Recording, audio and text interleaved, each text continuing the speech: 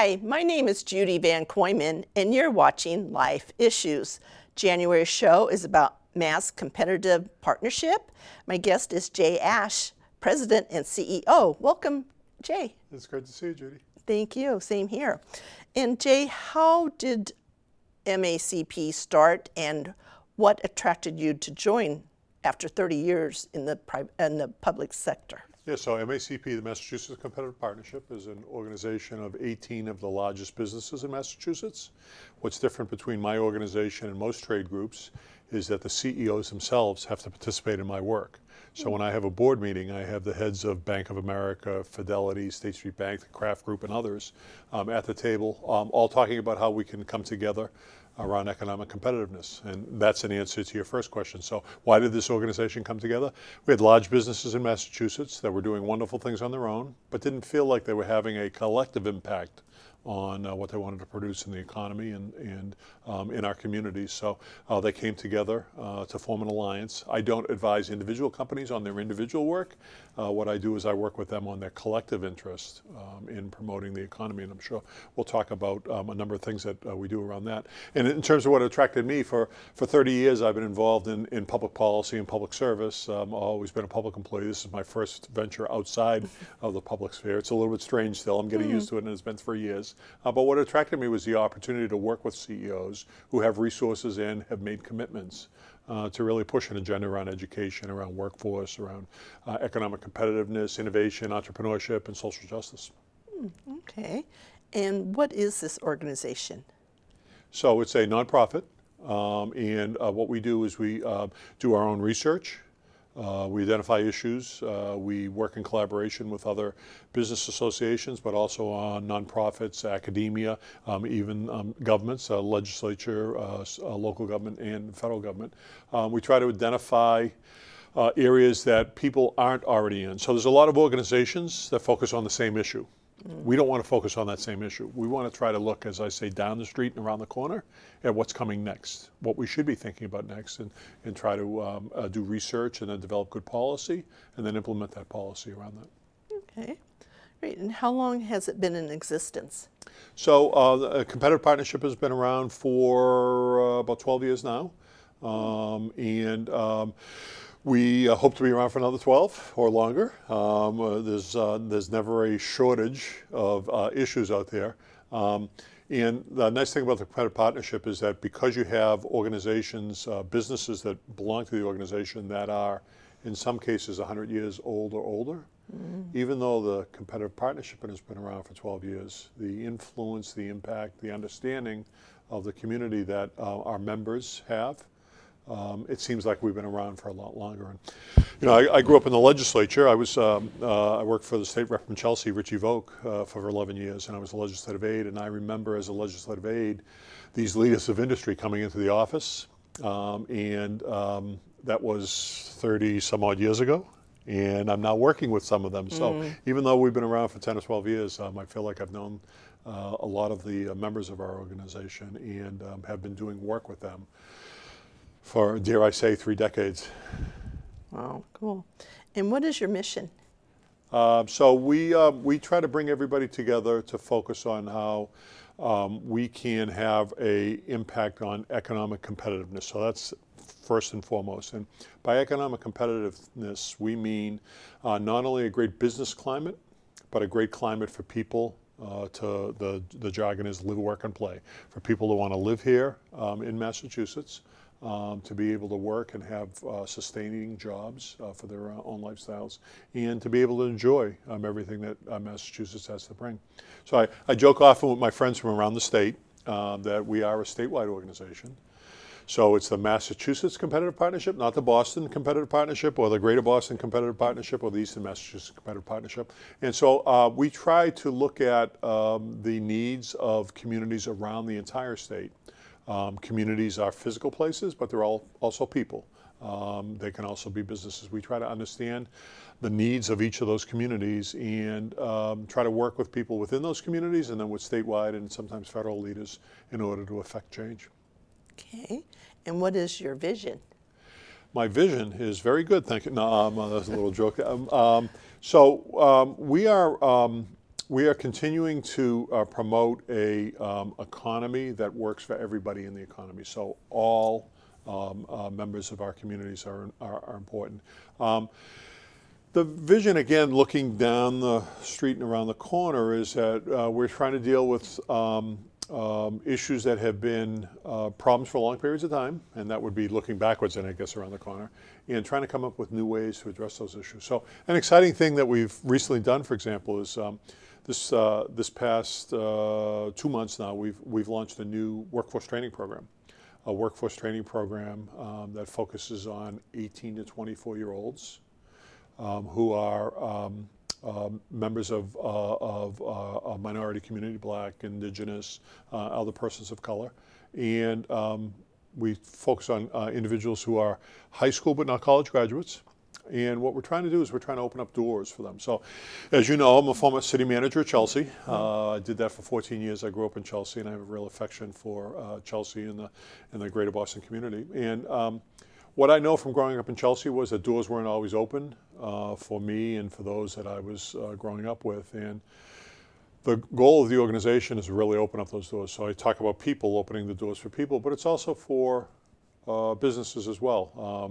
Recently we had, for example, an evening we call Executives and Entrepreneurs, where we had executives from our largest companies meet with entrepreneurs from around the state, entrepreneurs who are women or entrepreneurs of color. And it was great to see the exchange of ideas, and the opening of the doors is the theme here, allowing for entrepreneurs to have those conversations and to be able to talk with me, somebody who's been involved in economic development for many years, about helping to advance the work of their companies or the success of their ideas and companies. And it was really uplifting. So the vision is kind of to promote innovation and entrepreneurship, to make sure that Massachusetts takes advantage of all of its assets, including all of its people, and that collectively we can elevate each other's standards, standard of living, in order to enjoy a more prosperous Commonwealth. And these companies are well suited to do that, as you can imagine. Largest companies in the country, and in some cases the world, they have the resources and the commitment to do so. Great.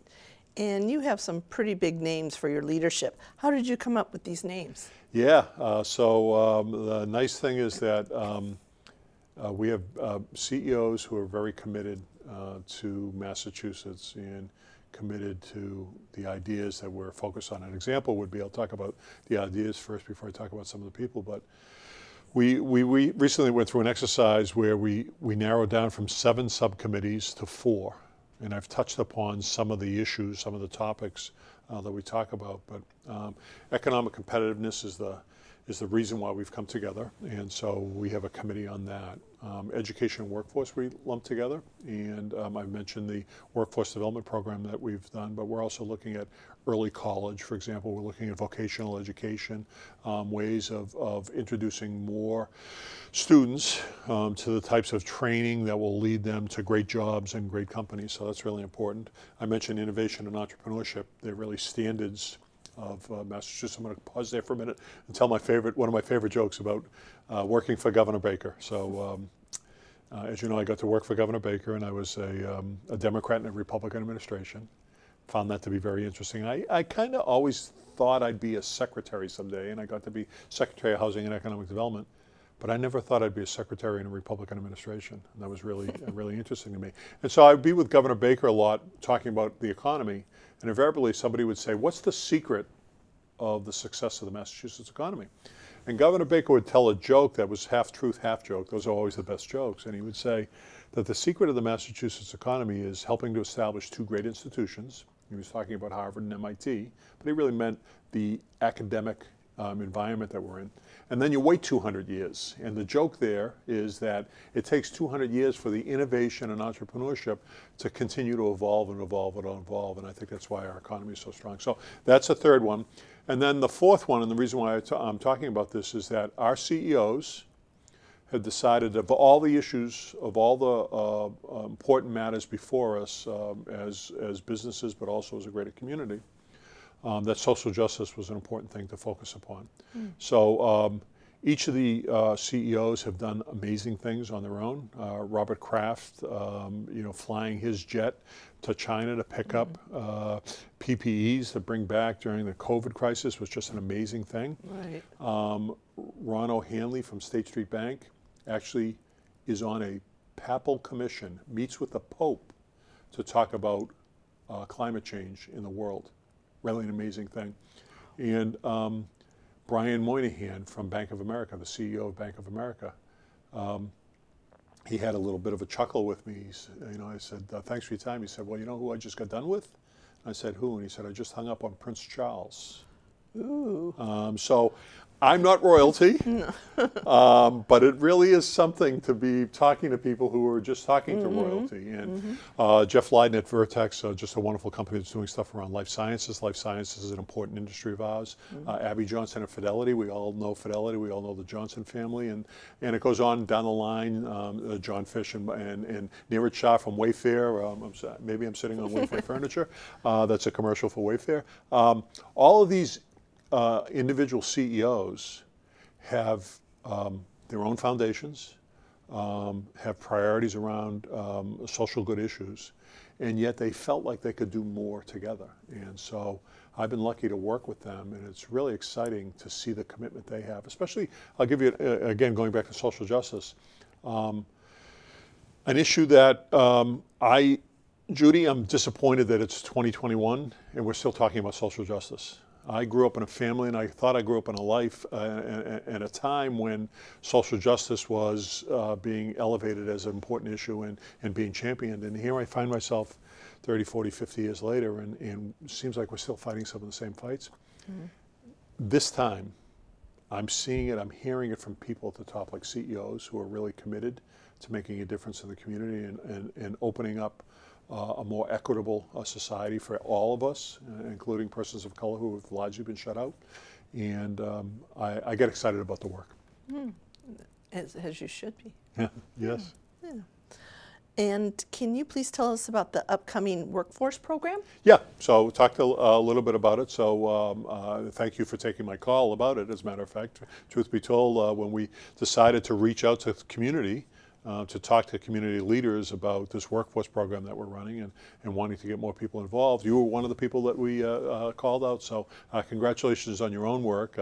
I've admired you from afar in your work, and we've had an opportunity to talk before, so it's been great to reconnect through this effort. But we reached out to people like Judie to talk about this exciting workforce program. So again, as city manager at Chelsea, I spent a lot of time at Chelsea High School, my alma mater, and saw lots of good kids that just seemingly didn't have a direction that they wanted to go in. The old state rep that I worked for, Richie Vogt, he was very fond of talking about, he just had a wish one day for the kids from the city of Chelsea that he could put them in a yellow bus and drive them around and see the rest of the world. To open up their eyes to experiences and have them touch the opportunities that exist for them. So what our CEOs came together, and I'll credit Brian Moynihan from Bank of America for being the leader of this, John Fish from Suffolk Construction as well. What our CEOs said is that, we always seem to hire from the same pool of people. They're college graduates, they're upwardly mobile, they have good social contacts, good social capital, we call it in the business. And can't we hire from this pool that hasn't had that opportunity to get that education and make those connections, but are really good people that have very promising futures if only, again, we could open a door. So we've been reaching out to you and to others to talk about your programs. And the bad news for me is I'm no longer on the ground. You and I were joking before on the show that I'm actually on the top floor of my building, and when you visit my building it says top floor. I thought it was a bit pompous, but it's actually the 13th floor, and nobody wanted to call it the 13th floor. But the fact is, I'm on the top floor of a building. I'm not on the ground anymore, and we need to talk to you and others like you about the people that you're interacting with, the programs that you're working with, and the opportunities that you want to bring to the people that you're working with, and that's what our workforce program is meant to do. I'll just throw out one more pitch on this. We're working with the Massachusetts Association of Community Colleges And Year Up. Year Up is a program that started in Boston, has an international reputation. Right, And our community colleges, 15 campuses around the Commonwealth that have 100,000 enrollees. What a great team to put together. Education, people who are used to dealing with an 18 to 24-year-old population, and on our end, great companies that have great job opportunities to get people not only in the door, but to middle salary jobs and great lives. Okay. And is there a fee to attend?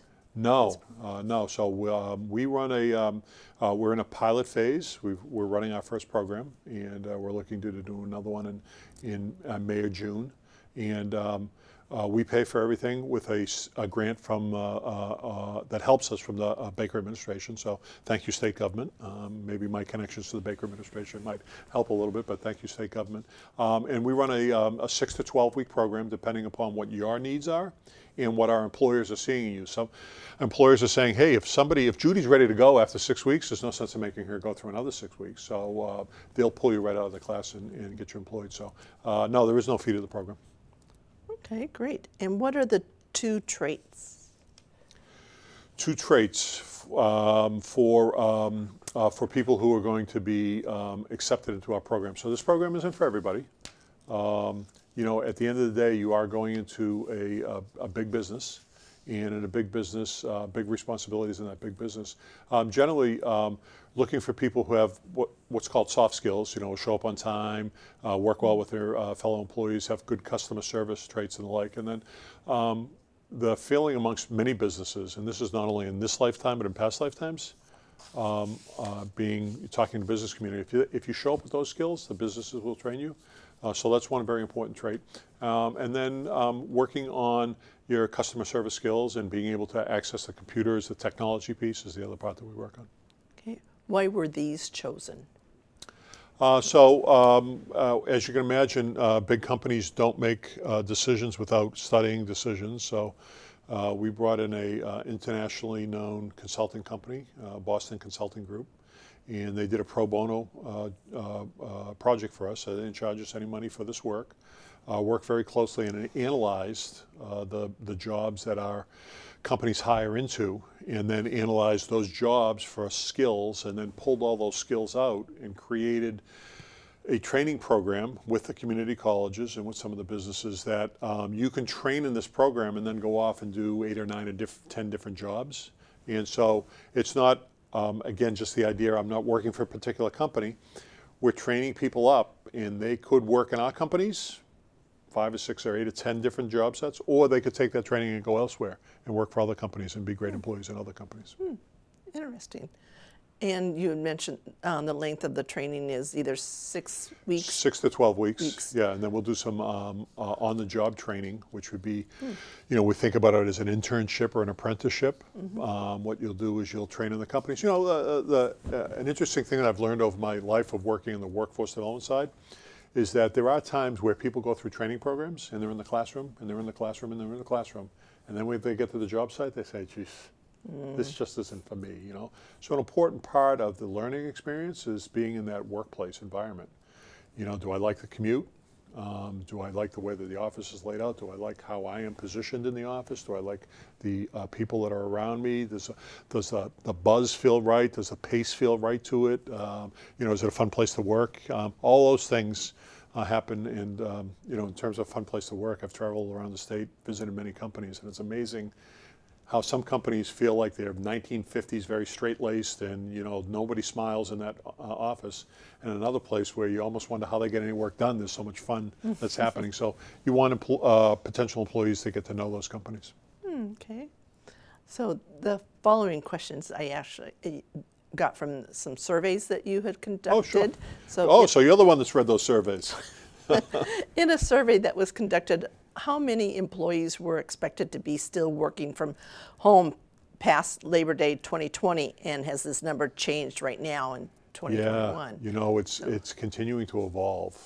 So when we did our first study, what we found was that prior to the pandemic, only 18% of the workforce was working at home.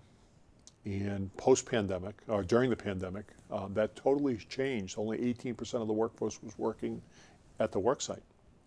What you've seen It started with hopes around July 4th, and then the end of the summer and Labor Day, and then maybe Columbus Day, and it kind of just continued on and on. Maybe the turn of the new year, and it continued on and on. Was that different health problems have come up, different variants, Delta and Omicron, and as a result, different companies are making decisions that are best for their employees about when people are going to return to work. What I can tell you is that I haven't talked to many employers who think that the work environment is going to be the same after we get through all this as it was before. Employees have enjoyed the flexibility, and companies value their employees. The single most important ingredient, a success measure for a company, is their talent. And so they're hearing their employees who enjoy the flexibility of being able to work from home. Many companies believe they're as productive as they have been. And so they want to react to what employees expect. Now, having said that, what we're also hearing from companies is that there is this personal interaction that people are missing. And there is something that happens when you stand around a water cooler and just have a talk about how was the weekend that you don't have when you're at home working from your kitchen table. So there's a balance of things that are taking place, and I expect that what the work environment will look like for most companies is that people will come in 2 or 3, maybe 4 days a week, but not 5. And they'll have a little bit more flexibility. If you have to drop off your kid in the morning at school, you can do that. Or if you have to take care of an elderly parent, you can do that. And you'll be able to mix and match your work and be able to work from home sometimes on Zoom or some other platform, or come into the office. One last thing I'll say about it is a fascinating thing that I heard from one of my companies. There was a time when we all worked in a company and we went off-site to do our brainstorming. Off-site, you'd go to a 2 or 3 day conference, maybe it'd be a 1 day conference, but you'd go off-site. Companies are now thinking about the office as off-site, that people are working from home, but they come in to do the brainstorming. They come in for the team building, but then they go back out again. So it's possible that the office, I know for sure that the offices will never look the same, but it's possible that, in fact, this company that told me that the office is going to be offsite from now on. Interesting. And what are some longer term considerations? The most important thing is for companies is about that talent. So as long as talent continues to want to be out of the office and can continue to be productive, I think that that's going to stay. Now, we know that there are companies that don't have that luxury. So thinking about my organizations, my members, Mass General Brigham is a member of my organization. Well, in the healthcare business, you need to be there, except with innovation has come telehealth. And the pandemic has accelerated telehealth to a point where, while you still need to be there, you can have an interaction back and forth with somebody who's miles, if not hundreds of miles away. And so the Mass General Brigham people are fond of saying that before the pandemic, on a yearly basis, they did about 12,000 telehealth appointments. Once the pandemic started and they got into the pandemic, that went from 12,000 to 2 million. And that's there forever. It's a good thing for especially elderly people, especially people who live far away from hospitals, to have that opportunity. Personally, myself, I hate going into the hospital. It's not that I don't like what goes on there. I just feel like I shouldn't have to do that. But if I did something with my finger, I can show that finger. I picked the right finger, by the way, to show. Show that finger to a monitor, and it goes off to the doctor on the other side, or the nurse practitioner on the other side. So that's a good thing. So, the answer to your question, the future is going to be still driven by talent. A concern that we have from economic competitiveness standpoint is that we used to be anchored in Massachusetts, our economy, based upon the physical spaces, but what we've seen is that people can now work from anywhere, and that will have a dramatic impact on where people live, therefore where they shop and pay taxes, where they get services and pay taxes, where they recreate and pay taxes, and where they pay taxes on their own income. That could have an impact on budgets. Having impact on budgets means, how do we pay the police? How do we pay the firefighters? How do we pay the teachers? So we need to be mindful that the old ways that we stayed competitive are no longer going to be no longer going to provide the playbook for the future. And what we need to do is know that there's a new world out there. The economy is working differently. We need to be able to react to that. Okay. And what is Fintech? So Fintech is one of those innovation areas. So you can take anything and add tech to it. Health tech, we were just talking about telemedicine, that's health tech, digital health tech. Fintech is a focus on the financial services industry. And so we at MACP, as I mentioned, we try to look down the street and around the corner. We look at emerging technologies in different industries, and the financial services industry is one. Massachusetts has a great concentration as one of the leading clusters of financial services, but there's innovation happening all the time. Cryptocurrency, blockchain, those things that some of us may not be as familiar with as we should, is going to dominate financial services down the road.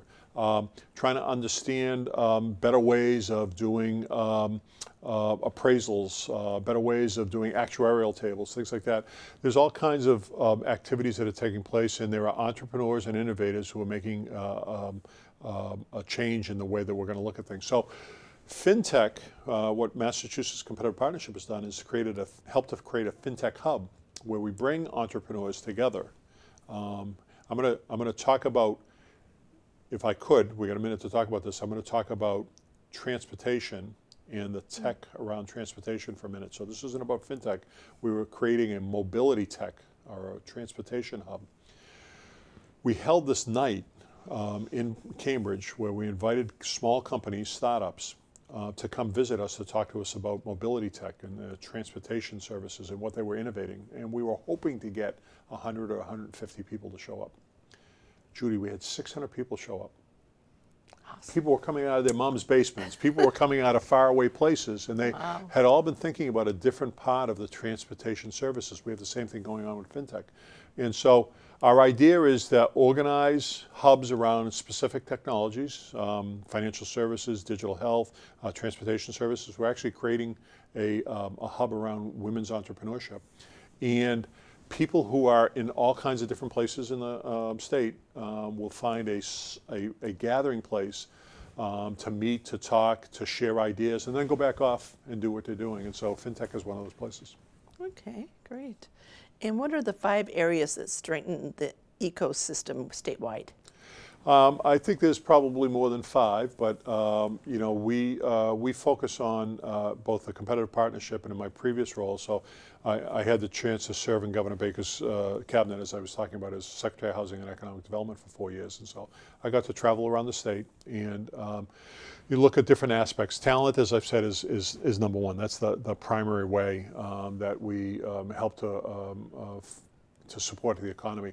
Businesses can't grow unless they have the talent to perform things. I had, Judie, you'll appreciate this, but I had a CEO of a company yesterday tell me that he needs to call back his customers and say that he just doesn't have enough employees to meet their orders. And feeling very strongly about his customers, he wanted to give them an opportunity to go off and find another place to source the work that needed to be done. He doesn't want to turn the business away, but he just can't find enough employees. So if you think about talent as being the most important thing, how we educate talent, how we retrain people as old jobs are going by the wayside and new jobs are coming on online, how we train talent to be in there, and how then we retain talent. One of the good things about Massachusetts is we educate an awful lot of people. One of the bad things is then they go off to other places to practice what their education provided them. So finding ways of keeping talent here is important. So a most important part of the economy is that. We also focus on providing financial supports. So not every business has access to capital, and if you have the talent to operate a machine, but you can't afford to buy the machine, then the talent's being wasted. So finding ways of promoting capitalization for that is important. I've talked about innovation, continuing to promote innovation. One of the things that Governor Baker and I did, and was supported by the legislature, so I need to give the legislature credit, is we created a fund to support emerging areas of innovation. And if I could tell you a quick story about this, our first grant was to bring a national effort here to Massachusetts around the future of fabrics. So think about our clothing. Imagine if our clothing could tell whether we were hot or cold. Wouldn't that be fabulous? Yeah. Imagine if then it would turn on and either heat us or cool us to the temperature that we want it to be. Yeah. That would be nice. More importantly, you're a mother, you have a baby, and the baby's over there. You don't want to constantly be checking the baby to see if the baby needs to be changed. Imagine if there was a diaper that could tell you on your smartphone that the baby just did something. Probably the thing that I admire the most is imagine you're in the military and you're wearing a uniform and you get shot. Imagine if that uniform could somehow notify a medic who wasn't paying attention to you, was over there, that you've been shot, and maybe even do a little bit of the triage while the medic was coming to you. So there's so many different advances that can happen in something as simple as fiber that have been around. Now look at everything else around us. So if you're not innovating in this economy, you're going to fall behind, and if you fall behind, you're eventually going to die. So we continue to focus on areas like that as well. Okay, great. And what is the impact of COVID-19 on mass business landscape? Oh boy, do we have another show to talk about that? It's been traumatic. Let me talk about the good stuff first, and then we'll talk about some bad stuff, and then we'll talk about how it all comes together. So the good stuff. I had a CEO tell me, if we had brought in a consulting group and asked the consulting group, how long will it take us to transform our workplace so that people could work from home? The CEO said that it'll probably take the report will probably say it'll take 5 to 10 years if it ever happens at all. The pandemic happened, and in 5 to 10 days, we had people working from home, and in 5 to 10 weeks, we were up and we were really efficient. So we've learned so much. You know, anytime you have a crisis, it accelerates the innovation around the crisis. One of the amazing things about not only Massachusetts, but us as a human race, is that we are constantly adapting to challenges that we're facing. So the good news is that much of what would have happened over the next 20 years has been accelerated in short order, and lots of companies are benefiting from that. The bad news, of course, is we see it in our downtowns, we see it at our malls, we see it at some of our favorite restaurants that we go to, that they're no longer around. As you know, I'm in the Back Bay, my office is in the Back Bay. I walk Newbury Street pretty regularly. I'm surprised at how many storefronts there are on Newbury Street. So the pessimist would say, oh my goodness, look what COVID did. Newbury Street has been hollowed out. I'm an optimist. I'm an economic development professional. I look at Newbury Street and I say, there are opportunities for entrepreneurs who have been priced out of Newbury Street before to now be priced in. So am I sad that some businesses have left? Yes, I am. And you know, I have a great deal of praise for both state government and federal government, and in some cases local government, for what they did to try to keep businesses afloat. But not every business made it, and I'm sad for those people. That's the nature of the business. But the opportunities that are being created as well, we're still going to go out to eat all the time. We're still going to look to buy things all the time. And you know, when it comes to Amazon and the internet, I don't know about you, but I love going to a store. I love touching something. I love to get to know the proprietor and have the proprietor know me, and being able to fit my needs as opposed to something that doesn't do so. So I think there's a lot of opportunities out there. COVID-19 has certainly created challenges, but business people are amazing, especially small business people, how they're able to survive and thrive, and I really admire them for that. Cool. And what are other key findings regarding work from home? So I touched upon it a little bit, but one of the biggest things is that there's a sense of isolation that can take place if you're not in the office, you're not meeting regularly with your coworkers. That is concerning. So businesses, forward-thinking businesses, are trying to figure out how to best do that. So that's number one. Number two is something special about Massachusetts. One of the reasons that we did well during this pandemic in terms of our economy is that we're not relying upon any one industry. Governor Baker and I used to talk about this all the time. There are really smart people here and really smart people here, and what happens in Massachusetts is that they converge. And so you think about, we talked about digital health, the ability to do telehealth appointments. Well, that's healthcare, a strength of our economy, and IT, which is a strength of our economy, coming together and saying, what do we have in common? What problem can we solve? There are opportunities around that we can take advantage of, and we have a lot more to do around that. When it comes to employees, if they're not in the office, their ideas are not converging, and so finding ways of employees to brainstorm together is really important. That's critical. And the last thing I'll mention, there's a lot of other things, but Judie and Jay work together. Judie's in the office all the time. Jay's at home working. Judie gets to see the boss all the time. Judie gets to hear things in the hallway and helps Judie understand what's going on. Jay's detached, doesn't get to see the boss that much. It's time for a raise. It's time for a promotion. Who's the boss thinking about? Boss is thinking about Judie. Jay's at home. Jay needs to figure that out, right? And so there needs to be some way of good companies to be able to manage all that. Okay. If anyone has any questions or would like more information, can you please give us your contact? Yeah, sure. I'm always happy to talk to people. I'm usually at the closest ice cream stand. You follow me on Twitter. I've had fraps from around the state. All kidding aside, yeah, I can. The easiest way is my website is masscompetes.org. That's the name of my organization, so you can find us at masscompetes.org. And my own personal email address I'm happy to share, which is the letter J, ASH, all one word, JASH, at masscompetes, all one word, .org. Okay, great. I'm sorry, but that's all the time that we have. Thank you, Jay, for all that you do. I'd love to hear your thoughts and suggestions. Please send them to lifeissuestv@gmail.com. And remember, live each day to the fullest and celebrate life.